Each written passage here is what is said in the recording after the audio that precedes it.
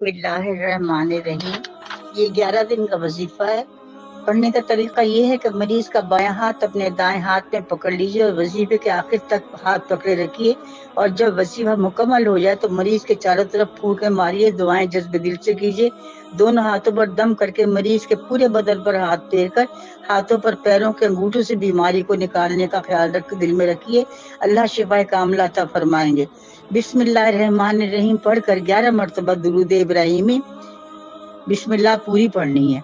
7 मरतबा सूरह फातिहा, 7 मरतबा सूरह बकरा का पहला रुकू, 7 मरतबा आयतुल कुर्सी, 7 मरतबा सूरह बकरा का आखिरी रुकू, 7 मरतबा सूरह काफिरून, 7 मरतबा सूरह इखलास और 7 मरतबा सूरह नास पढ़कर 11 मरतबा दुरूद इब्राहिमी पढ़िए।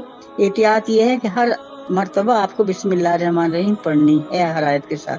सब लोग दुरूद शरीफ घर वाले पढ़ते रहें, दुआएं करें। दुआओं में बहुत ताकत होती है, अल्लाह जरूर कबूल फरमाएंगे। इस वजीफे से इंशाअल्लाह ताला अगर कोई वेंटिलेटर का मरीज भी होगा तो अल्लाह ताला उसको शिफा अता फरमाएंगे, लंबी जिंदगी देंगे इंशाअल्लाह इंशाअल्लाह इंशाअल्लाह।